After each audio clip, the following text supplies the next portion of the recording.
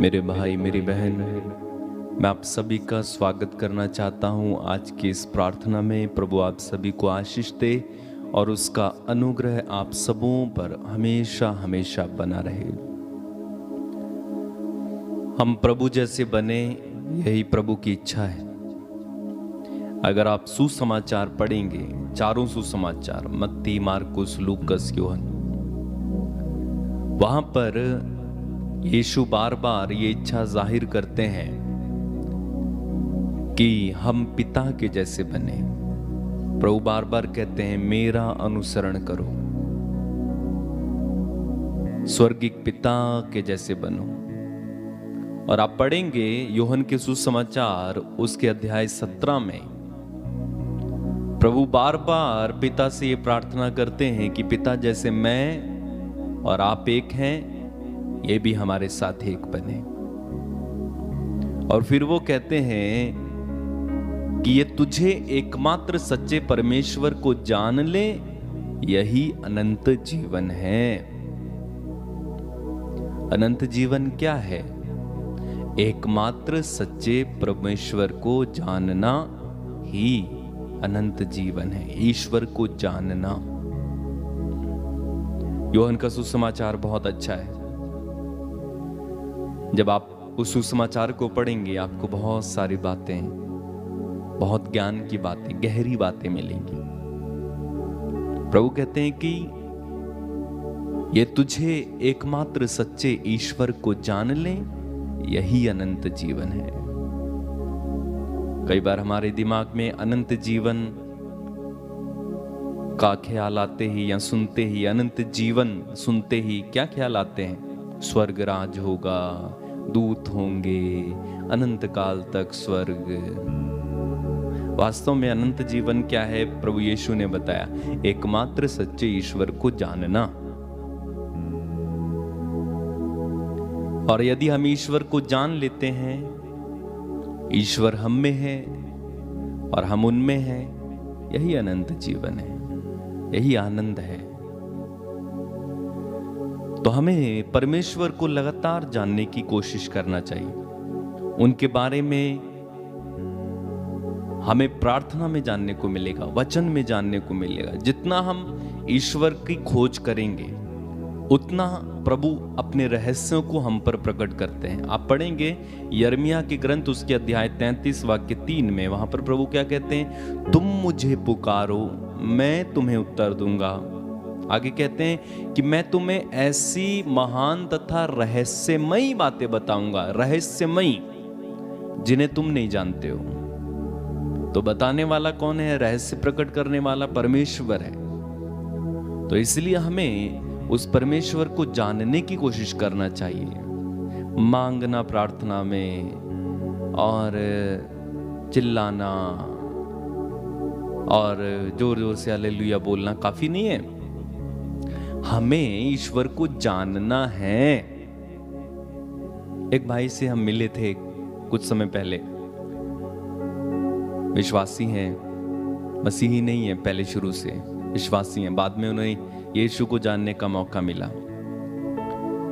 और उस भाई के घर में एक बार हम गए। आप जानते हैं, उसने यीशु के बारे में इतना सर्च किया कि उसकी इच्छा हो गई कि यीशु को देखना है। और वो रो रो कर प्रार्थना करता था, प्रभु मुझे आपको देखना है, देखना है। एक दिन दोनों पति पत्नी सो रहे थे, पत्नी सो रही थी, ये उठकर प्रार्थना करने लगा, प्रभु मुझे देखना है। प्रभु का दर्शन इसे हुआ। यीशु ने कहा, मैं ही मार्ग सत्य जीवन हूं, मेरा अनुसरण करना। खुश हो गया। उसके बाद इन्होंने अपना फोन, अपना लैपटॉप, अपना जो कुछ उसके पास साधन थे, सब के सब परमेश्वर के लिए उन्होंने इस्तेमाल किए। और उन्होंने एक एक करके दिखाया कि उन्होंने यीशु के बारे में कितना सर्च किया है। प्रभु ने आज मुझे ये बताया। तो जानना। हम मसीही लोग केवल रोजरी कर ली, केवल वचन बोल लिया, केवल हालेलुया चिल्ला दिया, काफी नहीं है। ईश्वर को जानना चाहिए। तो आइए सबसे पहले हम परमेश्वर की स्तुति करें और स्तुति में, आराधना में लीन हो जाओ और कोशिश करें हम परमेश्वर को जानें, एकमात्र सच्चे परमेश्वर को जानें। आइए प्रभु की आराधना करें इस समय, गीत गाएं, तारीफ करें परमेश्वर की मेरे साथ। तो आप प्रार्थना में लीन हो जाओ, तब प्रभु हम पर रहस्यों को प्रकट करते हैं। प्रार्थना करेंगे इस समय।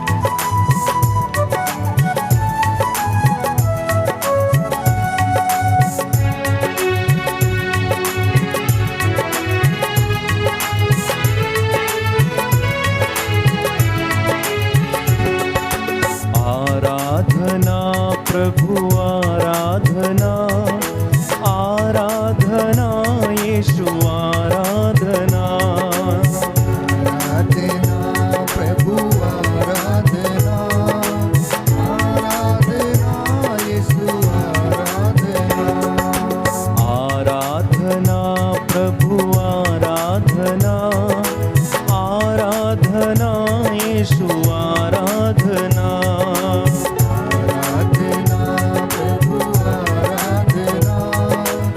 आराधना यीशु आराधना, आराधना प्रभु आराधना, आराधना यीशु आराधना,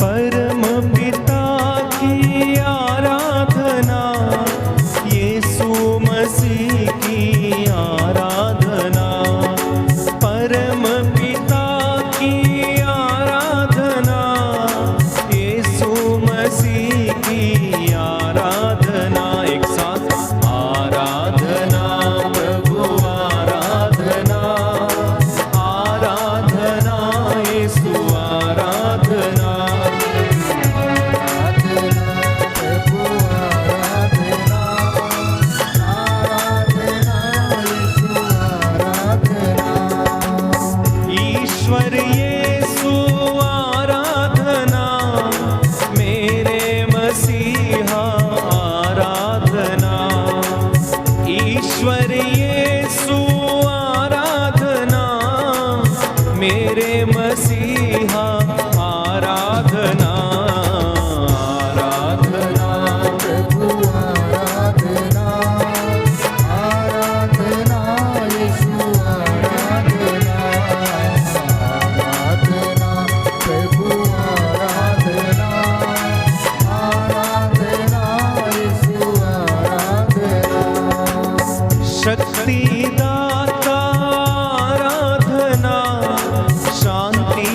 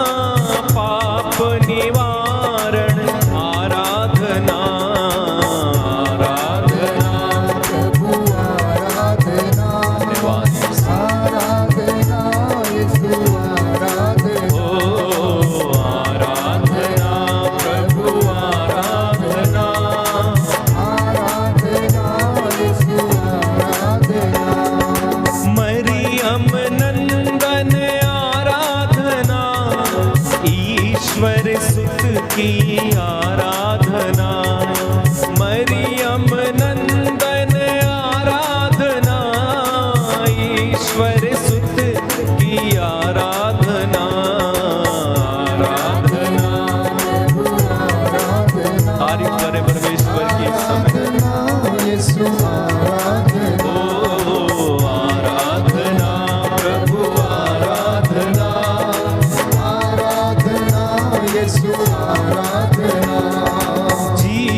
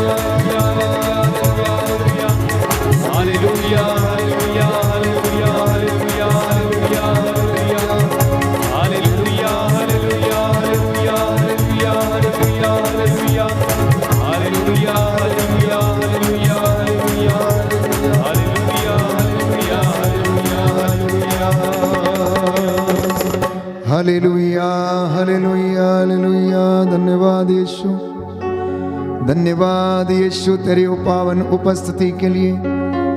धन्यवाद पिता परमेश्वर तेरे इस महान वरदान के लिए जो तूने हमें दिया कि हम तेरी हजूरी में बैठकर तेरी आराधना कर सकें, तेरी महिमा गा सकें। धन्यवाद पवित्र आत्मा तेरी प्रेरणा के लिए। धन्यवाद प्रभु यीशु इस पावन संस्कार में उपस्थित होने के लिए। तेरा वादा है जहां पर 2 या 3 मेरे नाम से एकत्र होंगे मैं उनके बीच में हाजिर रहूंगा। तेरे ये बेटे बेटियां इस वक्त जहां कहीं भी हैं, अपने घरों में या फिर यात्रा कर रहे हैं, तेरे नाम से एकत्र हो गए हैं। इनके बीच में हाजिर होने की कृपा कर। इनके घरों को आशीष दे, इनके बच्चों को आशीष दे जो इस वक्त विश्राम के लिए घर लौट रहे हैं। हे प्रभु यीशु, ये तेरा आतिथ्य सत्कार कर सके। मैं तेरा दास इस वक्त तेरे चरणों में उपस्थित होकर तेरी इस प्रजा के साथ तेरी आराधना करता हूँ, तेरी महिमा गाता हूँ, तेरी जय जयकार करता हूँ। Hallelujah hallelujah hallelujah hallelujah hallelujah hallelujah hallelujah hallelujah hallelujah hallelujah hallelujah hallelujah hallelujah. सारे बंधन खुल जाएं, रोगी चंगे हो जाएं। तू अपने बच्चों का चढ़ावा कबूल कर, धन्यवाद की प्रार्थनाएं कबूल कर। आज की रात्रि इनके चौखटों बिछौनों के ऊपर तेरा सामर्थ उतरे और इन्हें सुरक्षा और संरक्षण प्रदान करे। प्रभु यीशु तेरे पवित्र लहू का संरक्षण इन्हें प्रदान कर। हे पिता ईश्वर, इनके घर के चारों ओर आग की दीवार बनकर इनकी रक्षा करना। तेरे स्वर्गदूत इनकी अगुवाई करें और इनकी सहायता करें। प्यारे भाई प्यारी बहन, इस वक्त हम पवित्र पावन उपस्थिति में मौजूद हैं। प्रभु यीशु इस वक्त इस पावन संस्कार के रूप में हमारे बीच में हाजिर हुए हैं। हम उसकी आराधना करें, स्तुति करें और उसकी महिमा गाएं। हम अपना जीवन प्रभु को समर्पित करें। प्यारे भाइयों और बहनों, ये सुंदर समय है कि प्रभु हमारे बीच में हाजिर होते हैं और हमारी प्रार्थनाओं को सुनते और वो स्वीकार करते हैं। इस वक्त प्रभु का मस्सा हमारे बीच में बह रहा है, उसका सानिध्य हमें घेरे हुए हैं, उसकी महिमा हमारे ऊपर और हमारे घर में प्रियजनों छाई हुई है। पवित्र आत्मा हमारे ऊपर छाया हुआ है। इसलिए अपना जीवन प्रभु को समर्पित करना, समर्पण में छुटकारा है। हृदय और आत्मा से सच्चे आराधक बन के प्रभु की स्तुति करना और वो हमें आशीष और चंगाई प्रदान करेगा। प्रियजनों, प्रभु का सामर्थ्य इस वक्त बह रहा है। उसका पवित्र लहू वो हमारे ऊपर छिड़कता और हमें आशीष प्रदान करता है। प्रभु के नाम से इस वक्त आप लोग एकत्र हुए हैं और उसकी आशीष को इस वक्त आप अनुभव करें। यदि आप अपने घर में हैं तो प्रभु की महिमा गाएं। यदि आप यात्रा कर रहे हैं तो प्रभु की स्तुति करते जाएं और उसके भजन गाते जाएं।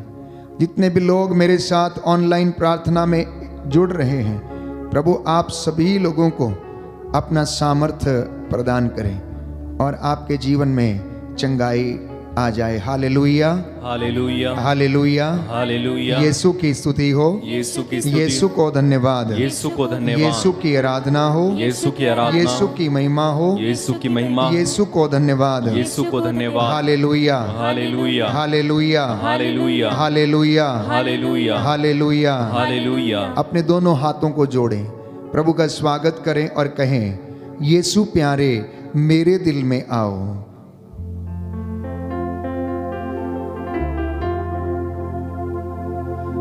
यीशु प्यारे मेरे दिल में आओ, मेरे दिल में आओ। मुझे भी अपना प्यार दिखाओ, प्यार दिखाओ। प्रियजनों, सच्चे हृदय से प्रभु को पुकारना, अपने घर में प्रभु का स्वागत करना, वो दुखियों से दूर नहीं है। जो प्रभु ये कहता है, यदि तुम पुकारोगे तो मैं तुम्हारी पुकार सुनूंगा। पुकारते जाना। जो लोग निराश हैं, अपने जीवन में हताश हैं, हार चुके हैं अपनी जिंदगी से, अपनी जिंदगी को समाप्त करना चाहते हैं, एक बार प्रभु को परख कर देख लेना कि वह कितना भला है। वो कहता है कि तुम मेरे पास आओ और मैं तुम्हें अनंत जीवन प्रदान करूंगा, मैं तुम्हें विश्राम दूंगा।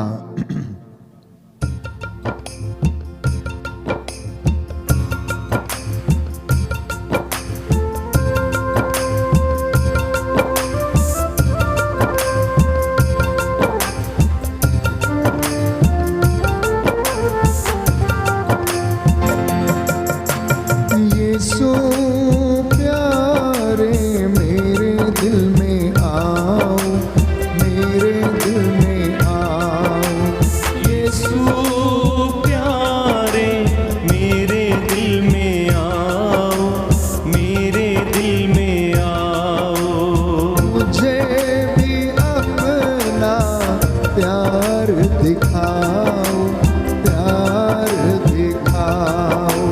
मुझे भी अपना प्यार दिखाओ, प्यार दिखाओ। क्षमा करो मुझ पापी को, चंगा करो मुझ रोगी को। क्षमा करो मुझ पापी को, चंगा करो मुझ रोगी को। यीशु प्यारे मेरे दिल में आओ, मेरे दिल में आओ। यीशु प्यारे मेरे दिल में आओ, मेरे दिल में आओ। मुझे भी अपना, मुझे भी अपना प्यार दिखाओ, प्यार दिखाओ। दर्शन दो मुझ अंधे को, आशीष दो मुझ निर्बल को। दर्शन दो मुझ अंधे को, आशीष दो मुझ निर्बल को। यीशु प्यारे मेरे दिल में आओ, मेरे दिल में आओ। यीशु प्यारे मेरे दिल में आओ, मेरे दिल में आओ। मुझे भी अपना प्यार दिखाओ, प्यार दिखाओ।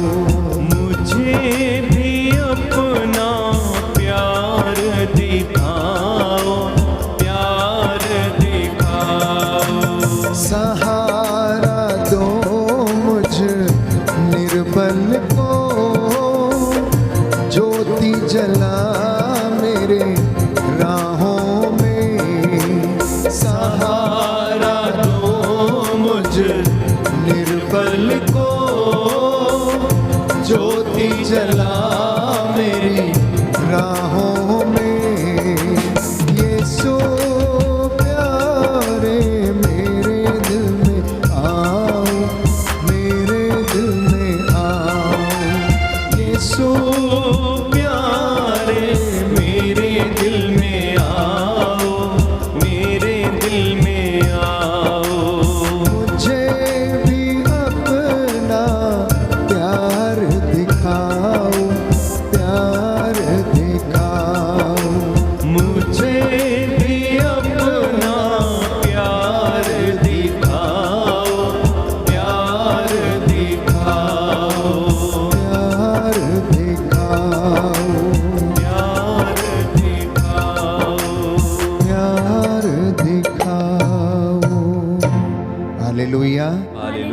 हालेलुया। हालेलुया। प्रभु का वचन कहता है, प्रभु का वचन कहता है, फिलिपियों का पत्र फिलिपियों का पत्र अध्याय 4 अध्याय 4 पद संख्या 6, पद संख्या 6, किसी बात की चिंता न करें, किसी बात की चिंता न करें, हर जरूरत में प्रार्थना करें हर जरूरत में प्रार्थना और करें, विनय तथा धन्यवाद के साथ ईश्वर के सामने ईश्वर के सामने अपने निवेदन प्रस्तुत करें। अपने निवेदन प्रस्तुत करें। हालेलुया। हालेलुया। संत याकूब का पत्र संत याकूब का पत्र अध्याय 5 अध्याय 5 पद संख्या 13, पद संख्या 13, प्रभु का वचन कहता है, प्रभु का वचन कहता है, यदि आप लोगों में यदि आप लोगों में कोई कष्ट में हो कोई कष्ट में हो तो वह प्रार्थना करे, तो वह प्रार्थना करे, कोई प्रसन्न हो तो वह प्रसन्न हो, तो वह भजन गाए, तो वह भजन गाए, कोई अस्वस्थ हो कोई अस्वस्थ हो तो कलीसिया के अध्यक्षों को बुलाए तो कलीसिया के अध्यक्षों को बुलाए और वे प्रभु के नाम पर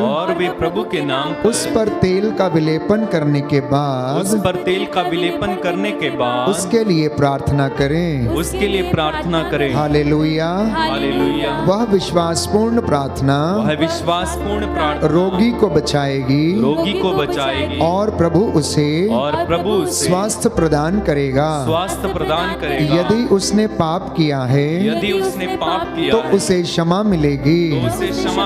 hallelujah. Hallelujah. Hallelujah. Hallelujah. Hallelujah. Hallelujah. संत पौलुस कहता है तिमोथी का पहला पत्र अध्याय 2 पद संख्या 1, मैं सबसे पहले यह अनुरोध करता हूँ कि सभी मनुष्यों के लिए विशेष रूप से राजाओं और अधिकारियों के लिए अनुनय विनय प्रार्थना तथा निवेदन और धन्यवाद अर्पित किया जाए, जिससे हम भक्ति तथा मर्यादा के साथ निर्विघ्न तथा शांत जीवन बिता सके। हालेलुया। हे प्रभु यीशु, मेरे घर में आइए। मैं आपका स्वागत करता हूँ मेरे परिवार पर, मेरे बच्चों पर, मेरे जीवन पर, मेरे कामकाज पर, मेरी योजनाओं पर अधिकार लीजिए। Hallelujah. Hallelujah. Hallelujah. Hallelujah. Hallelujah. Hallelujah. जिसके पास बाइबल हो वह खोले। इस वक्त भजन के माध्यम से हम अपनी प्रार्थनाओं को प्रभु के चरणों में रखें और प्रभु की स्तुति करें। वो सर्वव्यापी पिता ईश्वर जो नित्य प्रतिदिन हमारी राह देखता रहता है, उसकी दया अपार है। कृतज्ञ हृदयों के लिए यह शोभन है कि वे लोग उसकी महिमा करें और उसकी स्तुति गाएं। इस वक्त प्रभु आप लोगों को ब्लेस करे और आशीष और चंगाई प्रदान करे। मेरे साथ मिलकर प्यारे भाई प्यारी बहन अपने प्रभु ईश्वर की हम स्तुति करें और आराधना करें, क्योंकि वह अनंत काल तक सदा एक रूप रहता है। उसकी दया का कभी अंत नहीं होता है प्यारे भाइयों और बहनों। इसलिए हमारे लिए ये निहायत ही ज़रूरी है कि हम नित्य प्रतिदिन उसकी आराधना करें और उसकी महिमा गाते रहें। स्तोत्र संख्या 147 हम दोहराएंगे प्रभु की महिमा और स्तुति करते हुए। साम नंबर 147।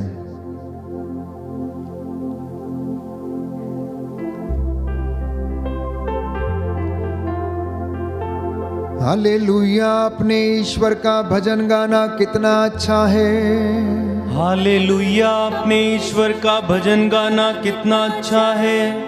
उसकी स्तुति करना कितना सुखद है। उसकी स्तुति करना कितना सुखद है। प्रभु यरूशलेम को पुनः बनवाता, प्रभु यरूशलेम को पुनः बनवाता और इजरायली निर्वासितों को एकत्र करता है, और इजरायली निर्वासितों को एकत्र करता है। प्रभु दुखियों से दूर नहीं, प्रभु दुखियों से दूर नहीं, वह दुखियों को दिलासा देता, वह दुखियों दुखियों को दिलासा देता, और उनके घावों पर पट्टी बांधता है। और उनके घावों पर पट्टी बांधता है। वह तारों की संख्या निश्चित करता, वह तारों की संख्या निश्चित करता, और एक एक को नाम लेकर पुकारता है। और एक एक को नाम लेकर पुकारता है। हमारा प्रभु महान, हमारा प्रभु महान, सर्वशक्तिमान और सर्वज्ञ है। सर्वशक्तिमान और सर्वज्ञ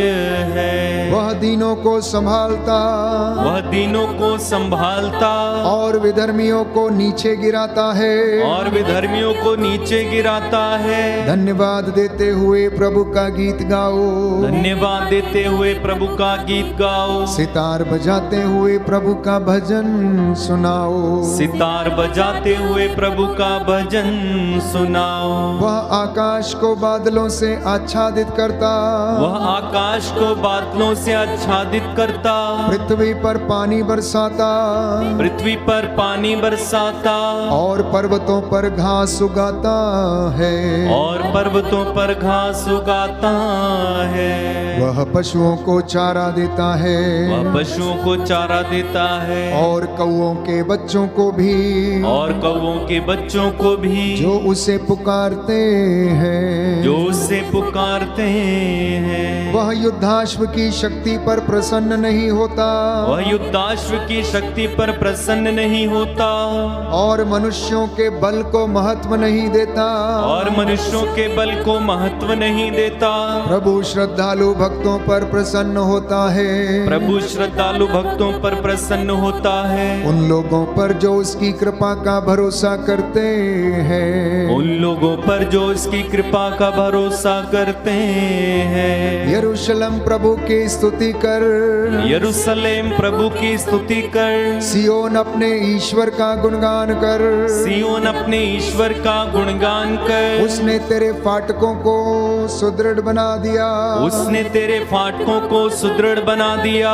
उसने तेरे यहाँ के बच्चों को आशीर्वाद दिया, उसने तेरे यहाँ के बच्चों को आशीर्वाद दिया। वह तेरे प्रांतों में शांति बनाए रखता, वह तेरे प्रांतों में शांति बनाए रखता, और तुझे उत्तम गेहूं से तृप्त करता है। और तुझे उत्तम गेहूं से तृप्त करता है। वह पृथ्वी को अपना आदेश देता है, वह पृथ्वी को अपना आदेश देता है। उसकी वाणी शीघ्र ही फैल जाती है, उसकी वाणी शीघ्र ही फैल जाती है। वह ऊन की तरह हिम बरसाता है, वह ऊन की तरह हिम बरसाता है, और राख की तरह पाला गिराता है। और राख की तरह पाला गिराता है।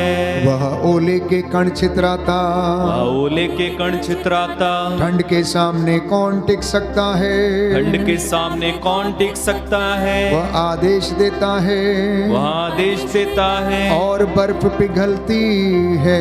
और बर्फ पिघलती है। वह पवन भेजता है और जलधाराएं बहती हैं। वह पवन भेजता है और जलधाराएं बहती है। वह याकूब को अपना आदेश देता, वह याकूब को अपना आदेश देता, और इज़राइल के लिए अपना विधान घोषित करता है। और इज़राइल के लिए अपना विधान घोषित करता है। उसने किसी अन्य राष्ट्र के लिए ऐसा नहीं किया, उसने किसी अन्य राष्ट्र के लिए ऐसा नहीं किया।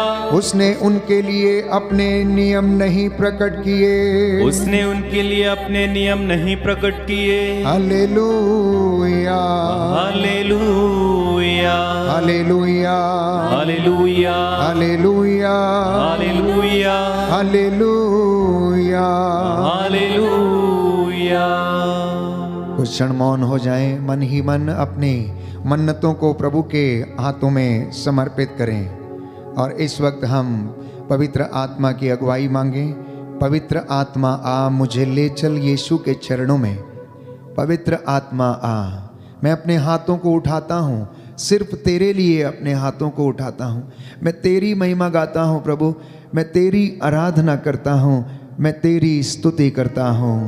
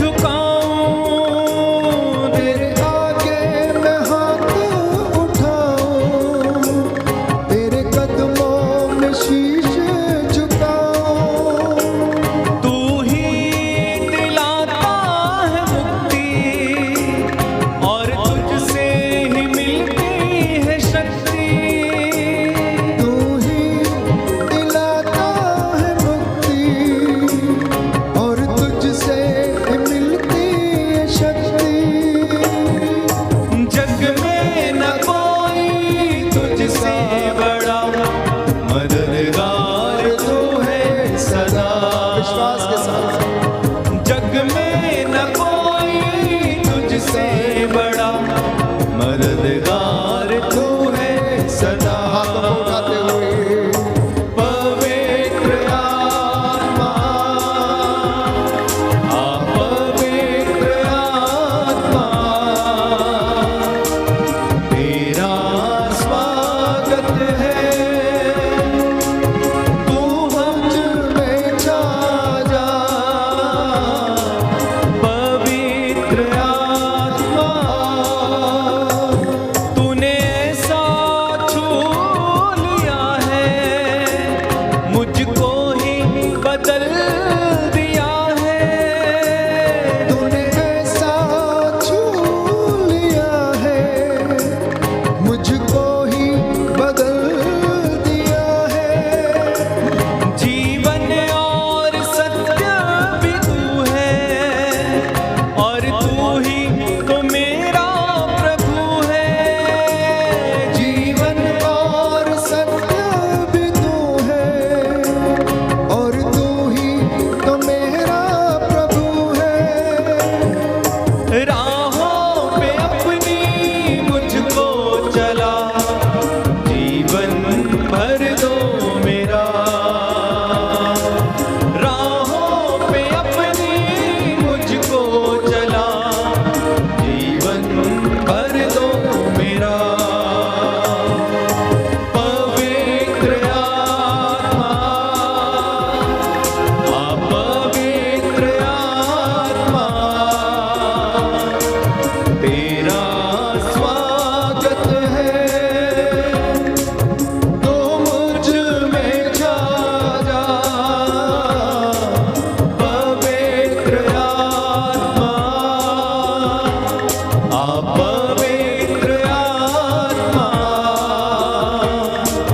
तेरा स्वागत है, तू मुझ में छा जा। तू मुझ में छा जा। तू मुझ में छा जा।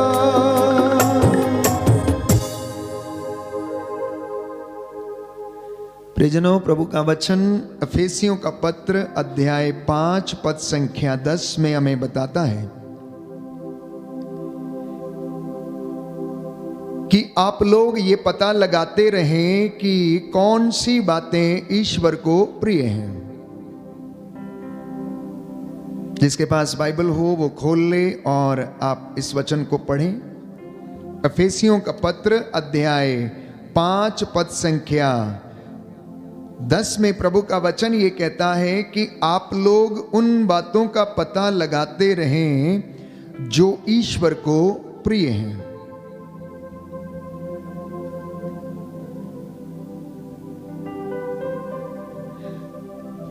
लोग जो व्यर्थ के काम अंधकार में करते हैं उनसे आप लोग दूर रहें और उनकी बुराई को प्रकट करें।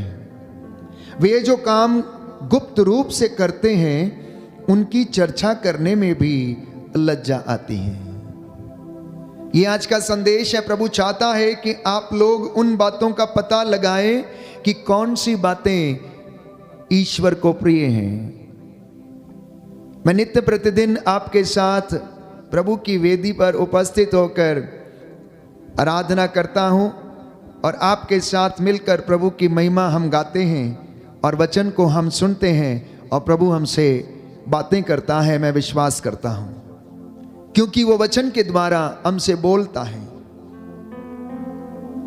इसलिए बाइबल हमें बताती है कि प्रभु का वचन ये कहता है कि मैंने ईश्वर से यही वरदान मांगा कि मैं प्रभु की सौम्यता के दर्शन करूं और उसके सौम्यता के दर्शन करने के लिए, उस मंदिर की देखरेख करने के लिए मैं जीवन भर प्रभु के घर में निवास करूं।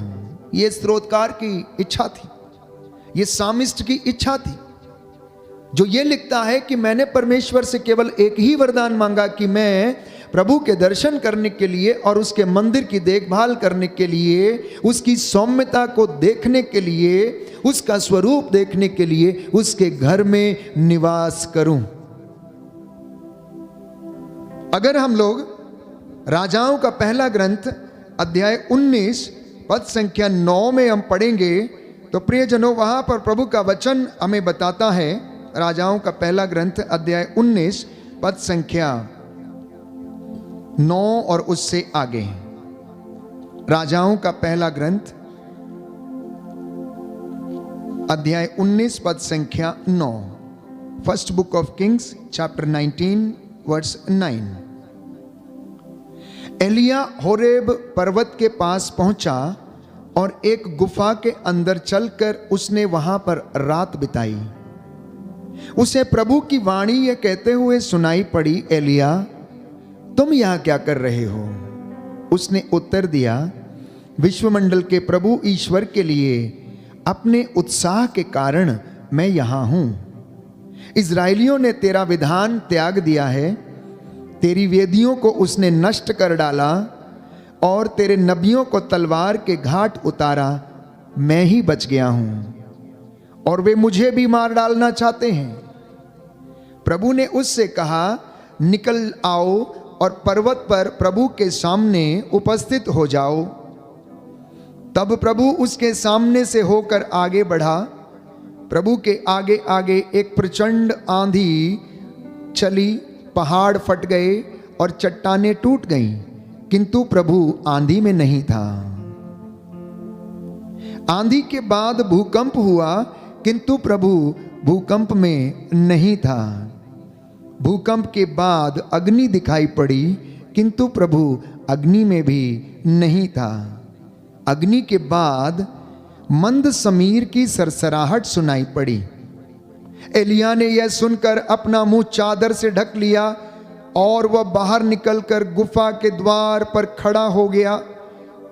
तब उसे एक वाणी यह कहते हुए सुनाई पड़ी, एलिया तुम यहां पर क्या कर रहे हो? उसने उत्तर दिया, विश्वमंडल के प्रभु ईश्वर के लिए अपने उत्साह के कारण मैं यहां हूं। इजराइलियों ने तेरा विधान त्याग दिया, तेरी वेदियों को नष्ट कर डाला, तेरे नबियों को तलवार के घाट उतार दिया।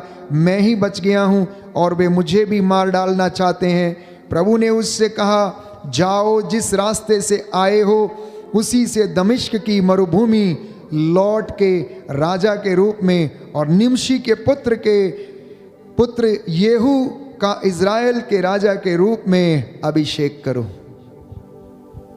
इस वृत्तांत का विषय प्यारे भाइयों और बहनों ये है कि परमेश्वर की आवाज एकांत में सुनाई देती है।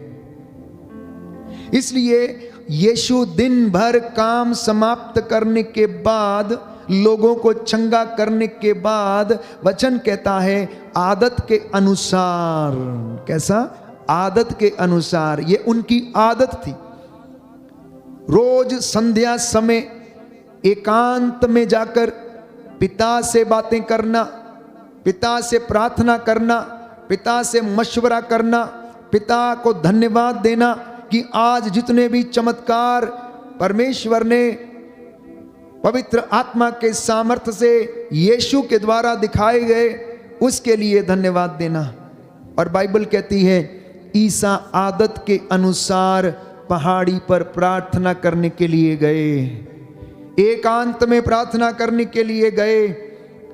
और वचन हमें बताता है कि एलिया ने मंदिर में जाकर प्रभु के दर्शन किए मंद समीर के रूप में।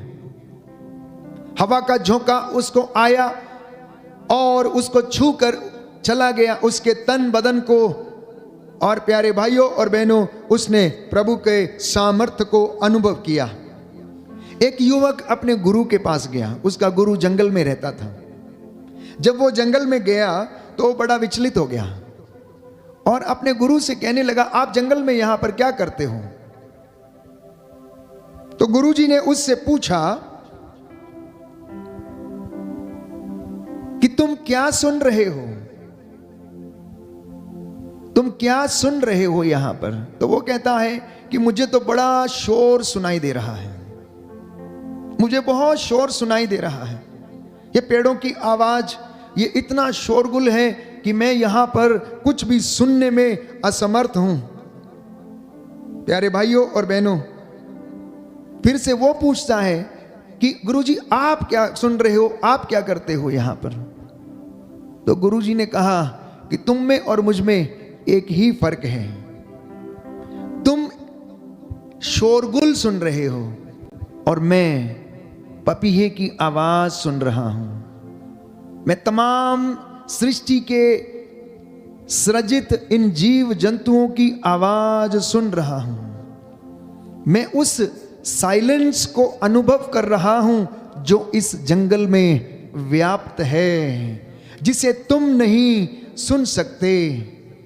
मैं डाली के घिसने की आवाज को सुन रहा हूं, जो नट्स ऊपर से गिर रहे हैं, चिड़ियों की आवाज और जेंटल ब्रीज जो बह रही है, मैं उसको सुन रहा हूं।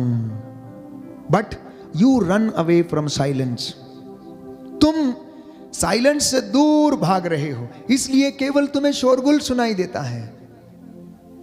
You are not able to reflect, you are not able to sit in silence.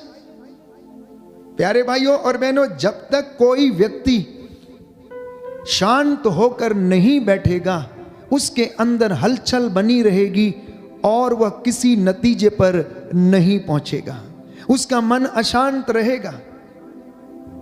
आप अपने घर में एक एक्सपेरिमेंट करके देखना कि आप एक बाल्टी या एक टब में पानी डालना और उसमें एक सिक्का डालना और उसके बाद पानी को खूब हिला देना और उस सिक्के को देखने की कोशिश करना उस हिलते हुए पानी में। आप नहीं देख पाएंगे उसको, लेकिन जैसे जैसे पानी का हिलना बंद होता है, वो शांत होने लगता है, थम जाता है, तो आप उसके अंदर की गहराई को देख सकते हैं, उसके अंदर पड़े हुए सिक्के को देख सकते हैं। यही बात इंसानी जीवन में है प्यारे भाई और बहनों। यही बात हमारे जीवन में भी है कि जब इंसान शांत रहता है, उसका स्वभाव जब शांत रहता है, वो सोचता है, मनन चिंतन करता है, मेडिटेशन में बैठता है, साधना करता है, तपस्या करता है, तो बहुत सारे रहस्य उसके जीवन में खुलने लगते हैं, प्रभु उससे बातें करने लगता है। आज हमारी प्रार्थना का एटीट्यूड क्या है, हमारी प्रार्थना का व्यवहार क्या है? हमारी प्रार्थनाएं प्यारे भाइयों और बहनों, ऐसा लगता है जैसे शॉपिंग के लिए जाते समय एक बड़ी लिस्ट बना लेना और उसमें सामान लिख के ले जाना। जब हम प्रार्थना के लिए आते हैं, our attitude is shopping list attitude. दूसरा व्यवहार हमारी प्रार्थनाओं में है कि शिकायतों की लिस्ट हमारे पास रहती है। जब हम किसी प्रार्थना में बैठते हैं या फिर किसी से बातचीत करते हैं या किसी प्रचारक से सलाह लेने के लिए जाते हैं या प्रभु के दास से कुछ पूछने के लिए जाते हैं, तो हमारी कंप्लेंट्स ही कंप्लेंट्स रहती हैं। अधिकांशतः प्यारे भाइयों और बहनों, हमारी जो प्रार्थनाएं हैं वो रट्टू तोते के समान रहती हैं, जो हम दोहराते हैं। लेकिन जब हम साधना में बैठते हैं, जब हम तपस्या में बैठते हैं, जब हम प्रभु के सामने उपस्थित हो जाते हैं, जब वो हमसे बातें करना शुरू करता है, तो हमारे जीवन में रहस्यों को खोलने लगता है। Hallelujah, hallelujah. यीशु की स्तुति हो, यीशु की स्तुति यीशु को धन्यवाद, यीशु को धन्यवाद, यीशु की आराधना हो, यीशु की आराधना, यीशु की महिमा हो, यीशु की महिमा, यीशु को धन्यवाद। यीशु को धन्यवाद। हे प्रभु यीशु, हे प्रभु यीशु, मेरे जीवन में मेरे जीवन में शांति आ जाए, शांति आ जाए, चंगाई आ जाए। चंगाई आ जाए। Hallelujah, hallelujah, hallelujah, hallelujah, hallelujah. Hallelujah. तो यीशु ने प्यारे भाइयों और बहनों ऐसे ऐसे काम किए जिन्हें हम बाइबल में पढ़ते हैं, जो हमारी सोच के परे हैं। जिन कामों को और चमत्कारों को देखकर हम असमंजस में पड़ जाते हैं, क्योंकि उसके लिए कुछ भी असंभव नहीं है। तो मुझे और आपको यीशु के जैसा बनने की आवश्यकता है। जिस तरह से यीशु पिता के साथ बातें करने के लिए जाता था, नित्य प्रतिदिन आदत के अनुसार पहाड़ी पर चढ़ता, पिता को धन्यवाद देता था, आज प्रभु के लोगों को, विश्वासियों को एकांत में बैठकर रात में या सुबह के पहर में या संध्या समय प्रभु का धन्यवाद करने की आवश्यकता है। और मुझे बड़ी खुशी है कि संध्या के ये 2 घंटे मैं आपके साथ उपस्थित होकर प्रभु की आराधना कर सकता हूँ। आप मेरे साथ इस वक्त जो वेदी के सामने बैठे हैं और जो ऑनलाइन मेरे साथ जुड़े हुए हैं, हम प्रभु की आराधना कर रहे हैं और प्रभु हमसे बातें कर रहा है अपने वचन के माध्यम से। इसलिए आज का जो वचन है प्यारे भाइयों और बहनों, प्रभु हमें बताना चाहता है कि हम उसकी इच्छा को जाने, उसकी इच्छा को पहचाने। हमारी पहचान यीशु मसीह होनी चाहिए। हम परमेश्वर की पहचान में हम बढ़े। हमारी कृपा का स्तर रोजमर्रा की जिंदगी में बढ़ना चाहिए, कम नहीं होना चाहिए, बल्कि जैसे जैसे हम प्रार्थना में बढ़ते जाते हैं हमारी कृपा भी वैसे वैसे बढ़ती जाए। तो प्रभु को सर्वप्रथम प्यारे भाइयों और बहनों ईमानदारी, वफादारी और पवित्रता प्रिय है। इसलिए वचन हमें बताता है पेतरुस का पहला पत्र अध्याय 1 पद संख्या 15 में कि पवित्र बनो क्योंकि मैं पवित्र हूं। पवित्र बनो क्योंकि मैं पवित्र हूं। क्षमा करो और तुम्हें भी क्षमा किया जाएगा, दो और तुम्हें भी दिया जाएगा। बोलिए आमीन, आमीन, हालेलुया, हालेलुया। हे प्रभु यीशु, हे प्रभु यीशु, आपका ये पवित्र वचन आपका ये पवित्र वचन मेरे जीवन में मेरे जीवन में पूरा हो जाए। पूरा हो जाए। मुझे पवित्र बनने की पवित्र बनने कृपा प्रदान कीजिए। कृपा प्रदान कीजिए। Hallelujah, hallelujah, hallelujah. हालेलुया। तो पवित्र बनने के लिए पवित्रता की साधना करना होगा। पवित्र बनने के लिए पवित्रता की साधना करना होगा। मैंने आपके लिए वचन पढ़ा एफेसियों के पत्र अध्याय 5 पद संख्या 10 से कि लोग अंधकार में छिपकर ऐसे घृणित काम करते हैं जिनकी चर्चा करना भी मुमकिन नहीं है, जिनकी चर्चा भी नहीं की जा सकती। लेकिन प्रभु ये कहता है कि तुम पवित्र बनो, तुम मेरे पास आओ, मैं तुम्हें शांति प्रदान करूंगा। मेरा जुआ अपने ऊपर ले लो, जैसा मैंने तुम्हारे साथ किया वैसा तुम भी एक दूसरे के साथ किया करो। दूसरी बात, यीशु हमसे चाहता है कि हम उसके जैसे बने, हम उसके जैसे बने। और यह कृपा हर एक विश्वासी को मिलनी चाहिए। यीशु ने अपने जीवन में सभी लोगों का स्वागत किया, चाहे छोटा हो, बड़ा हो, अमीर हो, सबके साथ बैठे।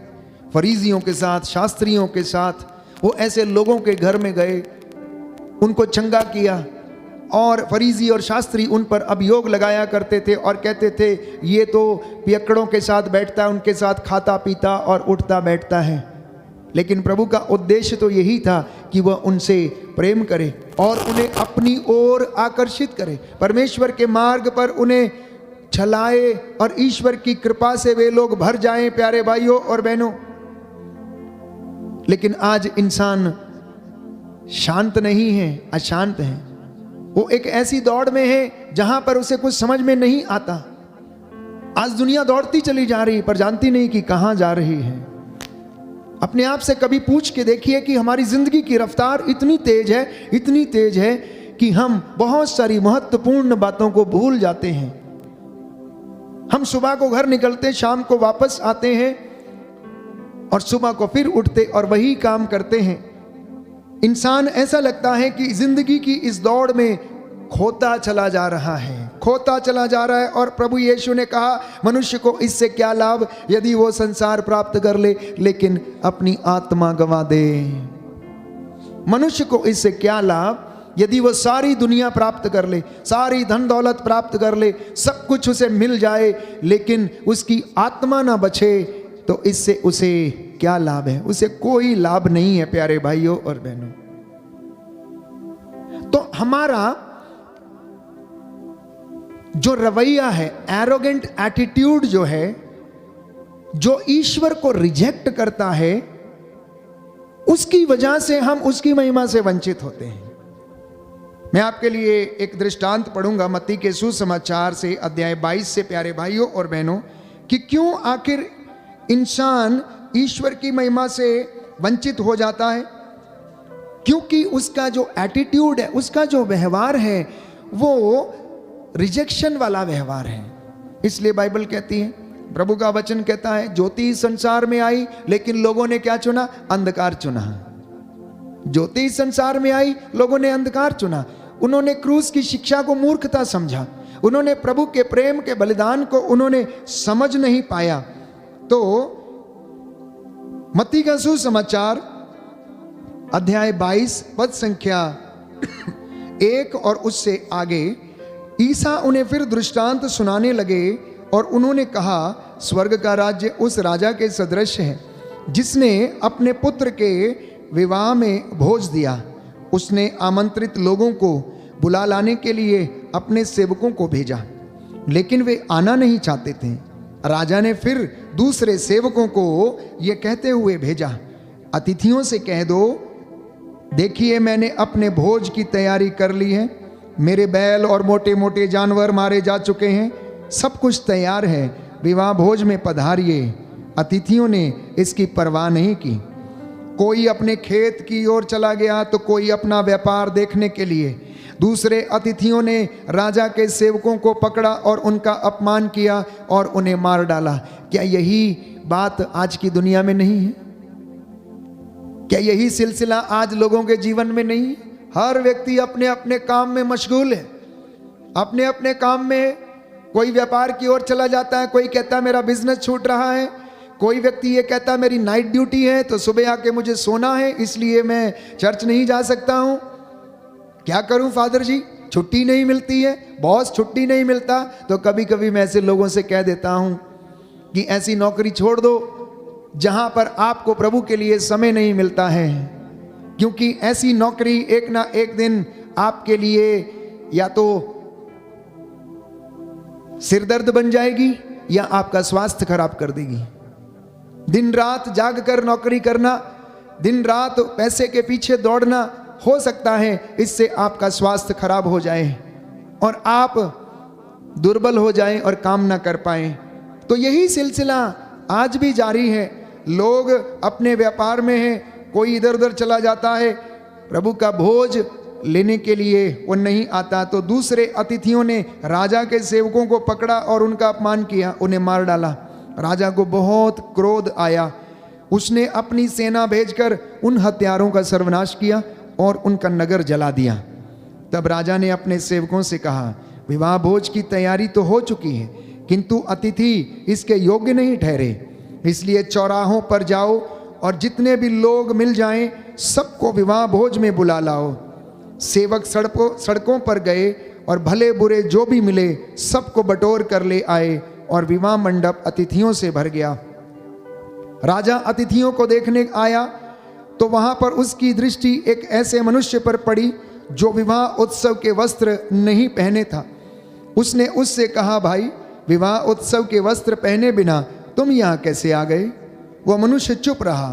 तब राजा ने अपने सेवकों से कहा, इसके हाथ पैर बांध कर इसे बाहर अंधकार में फेंक दो, वहां ये लोग रोएंगे और दांत पीसते रहेंगे, क्योंकि बुलाए हुए तो बहुत हैं लेकिन चुने हुए थोड़े हैं।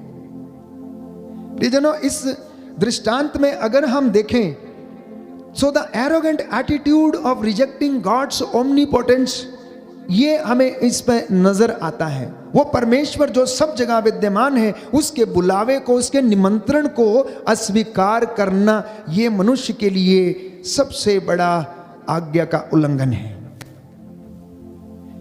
इतना ही नहीं, राजा ने आदेश दिया कि जाओ जितने बुरे भले हैं उन सबको बटोर कर ले आओ, और उनका मंडप जो था वो लोगों से भर गया। तो दूसरे भाग में मेहमान जो विवाह के वस्त्र नहीं पहने था, इसका जिक्र किया गया है। ये बिल्कुल नियम, कायदे, कानून और पालन करने वाला नहीं था, इसलिए वो पूछने पर वो चुप रहा। पुराने जमाने में जब शादियां हुआ करती थी तो विवाह मंडप में प्रवेश करने के लिए बड़े बड़े राजाओं महाराजाओं के महलों में एक कोट दिया जाता था। विवाह के वस्त्र पहनकर ही उस मंडप में प्रवेश किया जा सकता था। इसलिए इस बात का जिक्र है कि इस व्यक्ति ने विवाह के वस्त्र नहीं पहने थे। लोगों के बीच में यूनिफॉर्मिटी को दर्शाने के लिए उस द्वार के ऊपर कोट रखा हुआ करता था और उसे पहनकर उसे अंदर जाना पड़ता था, परंतु इस व्यक्ति ने नहीं पहना, ये ऐसे ही चला गया। ये इस बात का प्रतीक है कि ये व्यक्ति को कायदे, कानून, नियम पालन करने, आज्ञा पालन करने से शायद कोई मतलब नहीं था। उसका एटीट्यूड बड़ा लथार्जिक था। उसमें कोई उत्साह नहीं था, उसके लिए सारी चीजें यूं ही थी, ऐसे ही थी, चलता है, हो जाएगा, टेकन फॉर ग्रांटेड, और विवाह मंडप में वो प्रवेश कर जाता है। अब राजा के दरबार में गया है, वहां पर विवाह मंडप में प्रवेश करेगा, तो क्या राजा उसे बख्शेगा? नहीं बख्शेगा, क्योंकि वो विवाह के वस्त्रों में नहीं है, वो यूं ही अंदर चला आया है। हालांकि बहुत सारे लोग बटोर कर लाए गए थे, तो मैं समझता हूं कि उनको विधिवत मंडप में प्रवेश कराया गया होगा, लेकिन ये व्यक्ति किसी कारणवश यूं ही उसमें चला गया। तो राजा के दरबार में विवाह उत्सव के वस्त्र दिए जाते थे, उसको पहनकर विवाह मंडप में जाना होता था। राजा की उदारता से यह व्यक्ति भली भांति परिचित था, लेकिन फिर भी राजा को क्या करना चाहता था? वो इंसल्ट करना चाहता था। यह व्यक्ति राजा की उदारता से भली भांति परिचित था कि राजा महान है, उसके बुलावे पर अतिथि नहीं आए, लेकिन वो चौराहों पर खड़े हुए लोगों को ले आया है। ये फिर भी उस राजा की इंसल्ट करना चाहता था, और विवाह उत्सव के वस्त्र बिना पहने वो प्यारे भाइयों और बहनों मंडप में प्रवेश करता है। विवाह उत्सव के वस्त्र स्वर्गीय आभूषणों के प्रतीक हैं। You must understand what is the meaning of the wedding clothes. अगर इसको आत्मिक और आध्यात्मिक रीति से मनन चिंतन करेंगे तो विवाह उत्सव के वस्त्र पहनने का मतलब है स्वर्गीय आभूषण। स्वर्ग में प्रवेश करने के लिए वो बातें, वो गुण, वो आशीषें जो हमारे जीवन में होनी चाहिए, सौम्यता, पवित्रता, विश्वास, सहनशीलता, प्रेम, सेवा, ईमानदारी, शांति, प्रज्ञा, ये आभूषण है जिसके तहत हम स्वर्ग के राज्य में प्रवेश कर सकते हैं। अगर ये आभूषण हमारे शरीर पर नहीं है तो प्यारे भाइयों और बहनों, बाइबल हमें साफ साफ कहती है, शराबी, ओझे, जादूगर, हर तरीके की बुरी बातों को प्रेम करने वाले, परनिंदक, निंदा करने वाले, ये सब के सब क्या करेंगे? स्वर्ग राज्य में प्रवेश नहीं करेंगे, क्योंकि ये स्वर्गीय आभूषणों से लदे हुए नहीं हैं। तो इसलिए हम अपने आप से पूछे, मनन चिंतन करें कि क्या हम जब प्रभु की हुजूरी में आते हैं तो हम इन बातों को मनन चिंतन कर पाते हैं या नहीं? क्या हम इस दृष्टांत को समझते हैं? क्या यह हमारे जीवन में कुछ मायने रखता है? क्या यह हमारे जीवन में एप्लीकेबल हो सकता है कि हम इन स्वर्गीय आभूषणों को पहने, पवित्र वस्त्र पहनकर प्रभु के मंदिर में प्रवेश करें? ये आदेश था, ये आदेश था प्यारे भाइयों और बहनों। याजक जब पूजा करेगा, प्रार्थना करेगा, बलिदान चढ़ाएगा, तो वो पवित्र वस्त्र पहनकर वो करेगा। मूसा की संहिता के अनुसार ये आदेश उन्हें दिए गए थे, इसलिए बाइबल कहती है पवित्र वस्त्र पहनकर प्रभु की आराधना करने के लिए जाओ। तो अगर स्वर्ग में विवाह उत्सव का भोज में भाग लेना है तो हमें वस्त्र पहनने पड़ेंगे, और वो वस्त्र है पवित्रता के वस्त्र, वो वस्त्र हैं विनम्रता के वस्त्र, वो वस्त्र हैं सेवा के वस्त्र, वो वस्त्र हैं प्यारे भाइयों और बहनों प्रभु का दिन पवित्र रखने के वस्त्र, वो वस्त्र हैं सत्य बोलने के वस्त्र, प्रेम, शांति, सहनशीलता, सौम्यता, और तभी हम ईश्वर के दर्शन कर पाएंगे।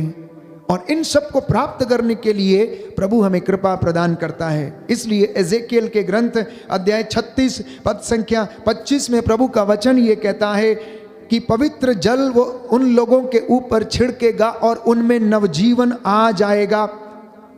वे एक नया हृदय और एक नई आत्मा को क्या करेंगे? ग्रहण करेंगे, और परमेश्वर उन्हें एक नया हृदय और एक नई आत्मा प्रदान करेगा। नया हृदय, नई आत्मा, इससे ये स्वर्गीय आभूषणों के प्रतीक हैं।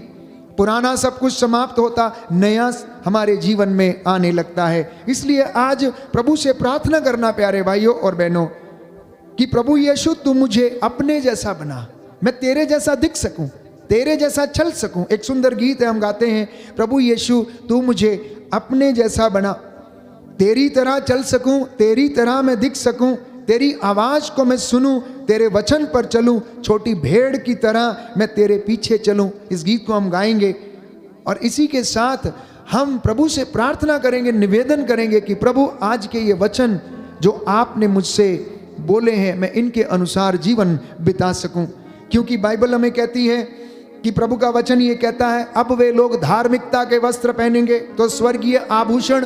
प्यारे भाइयों और बहनों, धार्मिकता के आभूषण हैं। यदि आपकी धार्मिकता सच्ची है, पवित्र है, XYZ कोई भी हो, किसी डिनोमिनेशन का हो, किसी भी कलीसिया का हो, अगर वो प्रभु यीशु मसीह पर विश्वास करने वाला है तो उसकी धार्मिकता सच्ची होगी।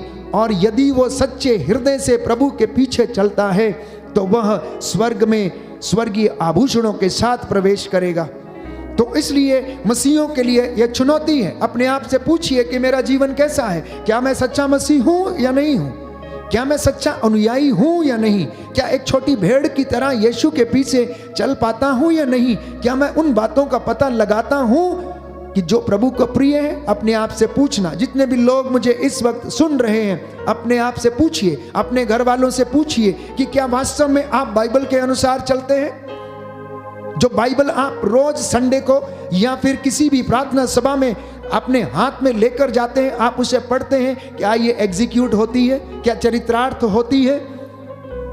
प्यारे भाइयों और बहनों, जब हम स्वर्ग राज्य में प्रवेश करेंगे तो ये बाइबल के अनुसार हमारा जजमेंट होगा। एक तरफ ये होगी और दूसरी तरफ हम होंगे, और इसके अनुसार हमारा हिसाब किया जाएगा। स्वर्ग जाने का टिकट ये है। इसलिए मैं बार बार कहता हूं कि अगर अपना चरित्र का आईना देखना है तो इसे खोल लीजिए। आप आध्यात्मिकता में कितने बड़े हैं, अगर आप जानना चाहते हैं तो इसे खोल लीजिए और पढ़ लीजिए। आप कितने बड़े विश्वासी हैं, आप कितने बड़े धर्मी हैं, ये जानना अगर चाहते हैं तो लोगों से नहीं सुनना, क्योंकि वो लोग झूठी प्रशंसा करते हैं। आप खुद इसको पढ़ना, चाहे वो किसी भी कलीसिया का व्यक्ति क्यों ना हो, किसी भी डिनोमिनेशन का व्यक्ति क्यों ना हो। अगर आपके हाथ में अपनी बाइबल है तो आप उसे खोल कर पढ़ें और प्रभु आपसे बताएगा कि तुम कहां पर खड़े हो।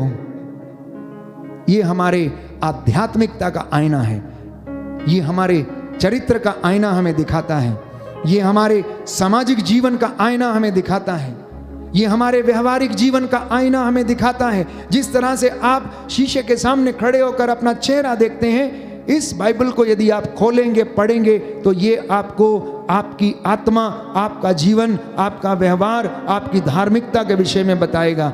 एंड यू कैन स्केल, आप अपने जीवन को स्केल से नाप सकते हैं, और ये स्केल है। इसलिए प्रभु से प्रार्थना करना, निवेदन करना कि प्रभु यीशु मुझे अपने जैसा बना, मैं तेरी तरह विनम्र बन सकूं, मैं तेरी तरह चल सकूं, मैं तेरी तरह दिख सकूं। सुंदर भजन है, मेरे पीछे गाइएगा।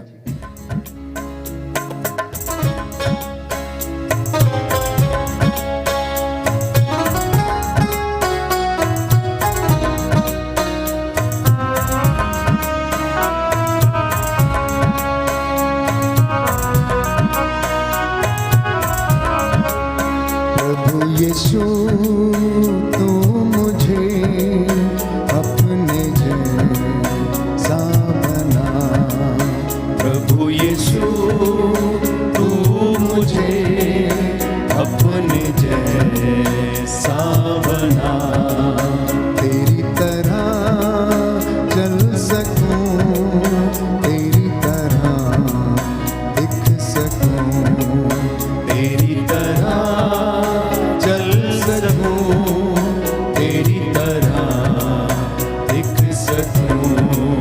प्रभु यीशु तू मुझे अपने जैसा बना, प्रभु यीशु तू मुझे अपने जैसा बना।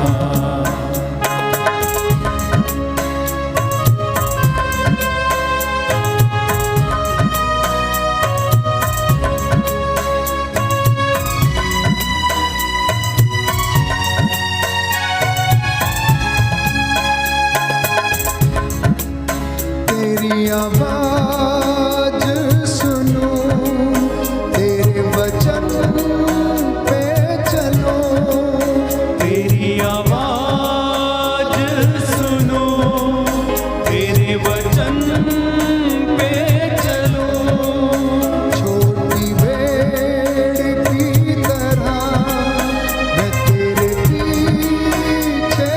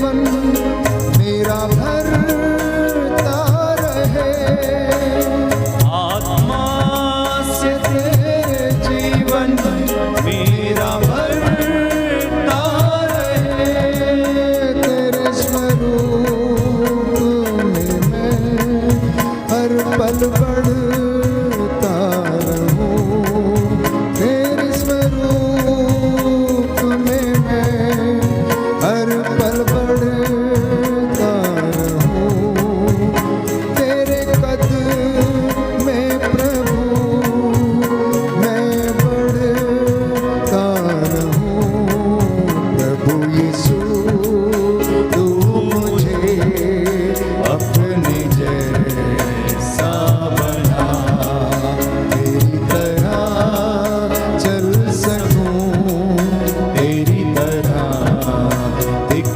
सकूं, तेरी तरह चल सकूं, तेरी तरह दिख सकूं, तेरी तरह चल सकूं, तेरी तरह दिख सकूं, तेरी तरह चल सकूं, तेरी तरह दिख सकूं। हालेलुया। हालेलुया। तो प्रियजनों, स्वर्गीय आभूषणों को ग्रहण करना पहली बात। दूसरी बात, उन बातों का पता लगाना जो प्रभु को प्रिय है। तीसरी बात, एकांत में बैठकर प्रभु के साथ जुड़ जाना। चौथी बात, प्रभु के लिए उत्साहित रहना और वो आपको आनंद प्रदान करेगा।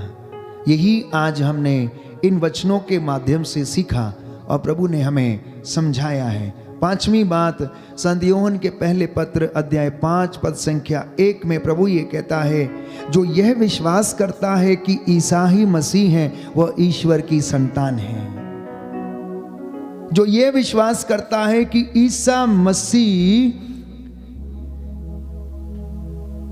परमेश्वर का पुत्र है और उसने उसे इस संसार में भेजा है और वही मसीह है, वही प्रॉमिस्ड मसाया है, प्रियजनों वो ईश्वर की संतान है।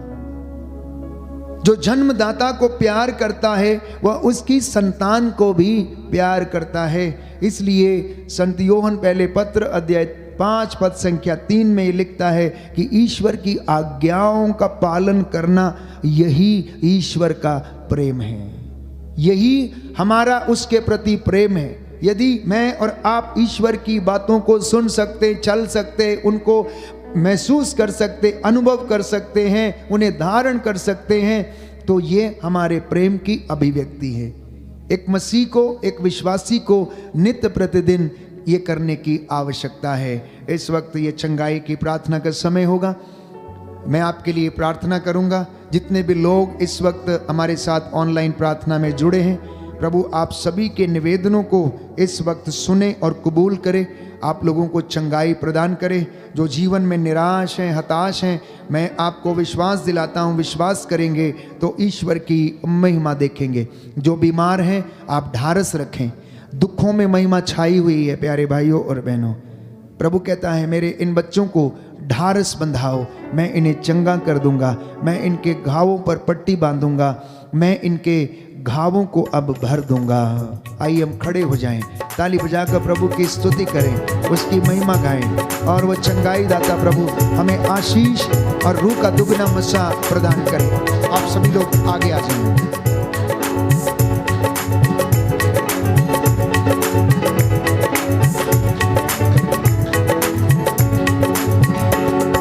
छुटकारा छुटकारा छुटकारा छुटकारा छुटकारा छुटकारा छुटकारा छुटकारा छुटकारा छुटकारा छुटकारा छुटकारा यीशु नाज़री ने दिया छुटकारा, यीशु नाज़री ने दिया छुटकारा, यीशु नाज़री ने दिया छुटकारा, यीशु नाज़री ने दिया छुटकारा।